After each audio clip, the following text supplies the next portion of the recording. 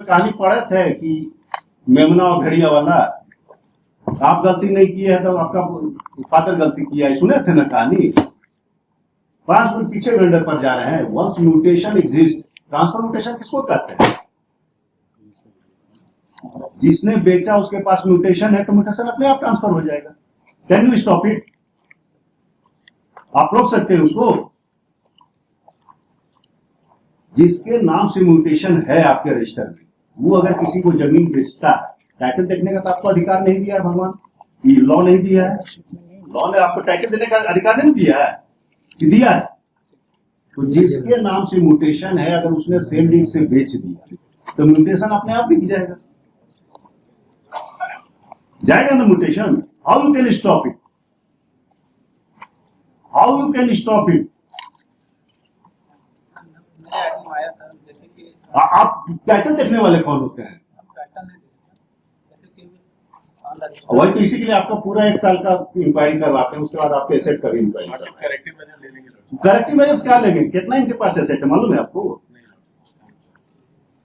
है जिस फैसले में ये कहा कि ये अगर आपकी जमीन है और आपका जो विवाद है, जमीन का जो विवाद है वो आपका मालिकाना हक को लेकर है, यानी मालिकाना हक का अगर विवाद है, यानी कोई एक कह रहा है कि ये जमीन मेरा है, दूसरा व्यक्ति जो आपके अगेंस्ट हैं, प्रतिवादी हैं, वो ये कह रहे हैं ये जमीन मेरा है, और दोनों में से किसी एक के पास कब्जा भी होगा, दोनों के पास कब्जा तो होगा नहीं।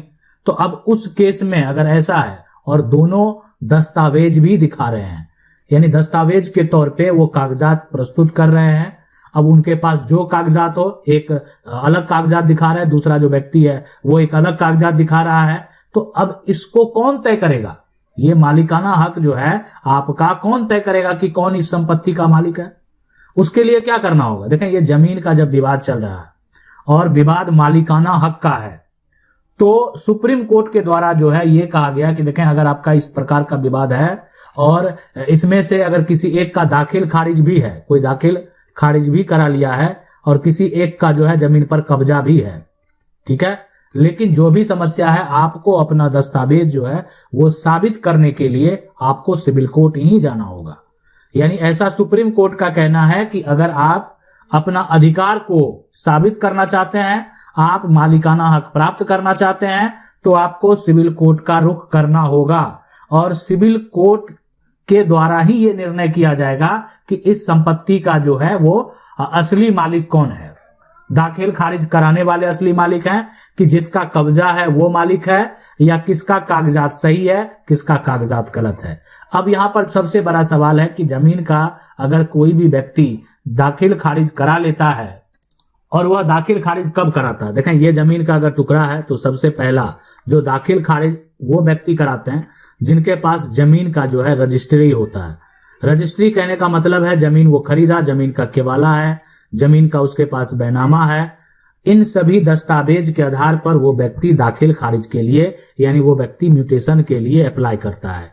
म्यूटेशन के लिए अप्लाई करने के बाद वेरीफाई किया जाता है उसके रजिस्ट्री को, विक्रेता को, बेचने वाले को, कि अभी जो विक्रेता है उसके नाम अगर जमीन है, उसके द्वारा जमीन का राजस्व जो है वो दिया जा रहा है, आप ऐसा कर सकते हैं, उसके पास जमीन का रसीद भी है, तो आपको म्यूटेशन कराने में कोई दिक्कत नहीं होगा।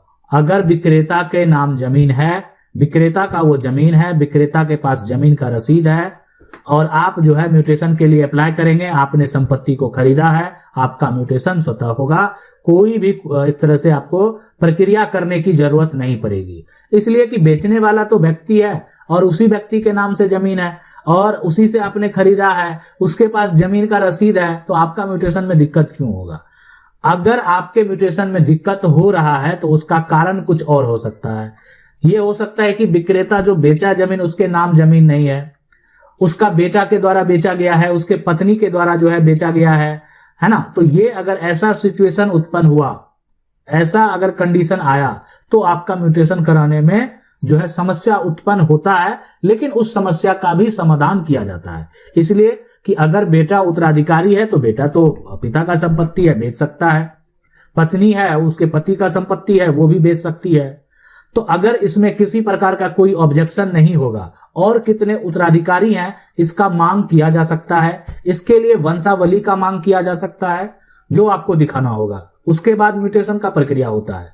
अगर किसी ने इस पर ऑब्जेक्शन कर दिया, अगर यहां पर जो है किसी ने ऑब्जेक्शन कर दिया तो आपका म्यूटेशन जो है वो रिजेक्ट कर दिया जाएगा, आपका म्यूटेशन रिजेक्ट हो जाएगा।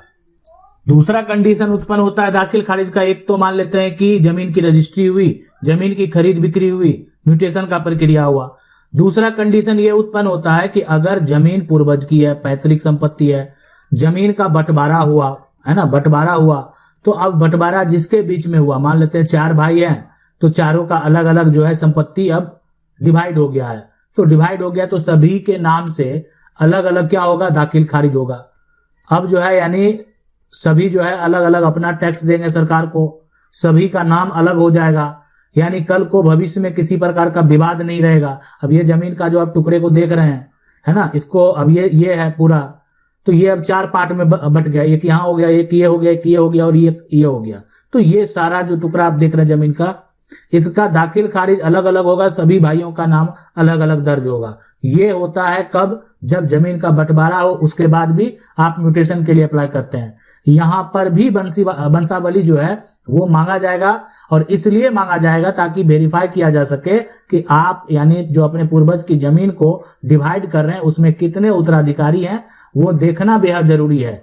और सभी उत्तराधिकारी के बीच में वो संपत्ति समान डिवाइड होना चाहिए। अगर आपने किसी प्रकार का कोई भी जो उत्तराधिकारी है उसके हिस्से में ये जमीन का टुकड़ा नहीं दिया है तो उस व्यक्ति से, ऐसा नहीं कोई आपत्ति हो जाएगी, उस व्यक्ति का एनओसी चाहिए, यानी उस व्यक्ति का नो ऑब्जेक्शन चाहिए। कोई भी हिस्सेदार है, कोई भी उत्तराधिकारी है, आप उसके हिस्से में ये जमीन का टुकड़ा नहीं देना चाहते हैं, नहीं दे सकते हैं, लेकिन वो इस बात का सपोर्ट करे कि उन्हें इस बात से कोई आपत्ति नहीं है, वो दूसरी जगह जमीन जो है अपना शेयर ले रहे हैं, हक ले रहे हैं, तो उनका एनओसी तो चाहिए। लेकिन ना उनका एनओसी है और एक तरह से ना आप उनको शेयर दे रहे हैं, तो फिर यहां पर समस्या उत्पन्न हो सकता है। या जो उत्तराधिकारी हैं जिनका आपने नाम नहीं दिया, उनके द्वारा अगर ऑब्जेक्शन कर दिया गया, दाखिल खारिज रिजेक्ट कर दिया जाएगा। जब ऑब्जेक्शन लग गया तो इसका मतलब है कि इस पर विवाद है, पारिवारिक विवाद है, आपसी सहमति नहीं हुई है, बंटवारा सही ढंग से नहीं किया गया है और आपके म्यूटेशन को रिजेक्ट कर दिया जाएगा। सुप्रीम कोर्ट के एक फैसले में, म्यूटेशन के फैसले में यह कहा गया है कि कोई भी व्यक्ति हो, अगर आपके जमीन का वो रसीद कटा लिया है ना, रसीद जो है वो कटा लिया, कहने का मतलब है कि आपके जमीन का वो दाखिल खारिज करा लिया है ना, दाखिल खारिज जो है वो करा लिया, तो इसका ये मतलब नहीं होता है कि आपके संपत्ति का वो मालिक बन गया। सिर्फ दाखिल खारिज करा लेने से, सिर्फ म्यूटेशन करा लेने से मालिकाना हक नहीं मिलता है।